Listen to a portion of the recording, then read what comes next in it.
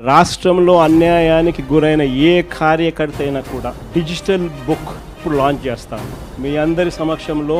రేపొద్దున రాష్ట్రంలో ఎక్కడ ఎవరికి ఏ అన్యాయం ఇప్పటికే జరిగిన ఆ డిజిటల్ బుక్ను వీళ్ళు దీన్ని ఉపయోగించుకుని /digitalbook/vySRCP.com లోకి వెళ్ళి ఎంటర్ అయ్యి మీ ఫోన్ నెంబర్ను టైప్ చేయగానే ఓటీపీ వస్తుంది. దాన్ని ఎంటర్ చేయగానే లొకేషను, కెమెరా, పర్మిషన్ అడుగుతుంది. అది మీరు ఇవ్వగానే మొదట మీకు జరిగిన అన్యాయం గురించి వివరాలు అడుగుతుంది, మీరు నమోదు చేయాలి.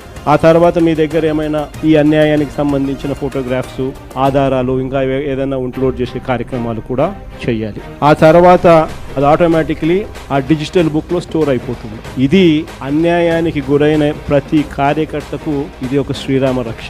ఈరోజు చెప్తా ఉన్నా, ఆ ప్రతి డేటా కూడా ఆ డిజిటల్ డైరీలో నమోదై ఉంటుంది. రేపు పొద్దున మనం అధికారంలోకి వచ్చిన తర్వాత ఈ డిజిటల్ డైరీలో నమోదు చేసిన ఈ కేసులను మీద ప్రత్యేకమైన బృందాలను పెడతాం.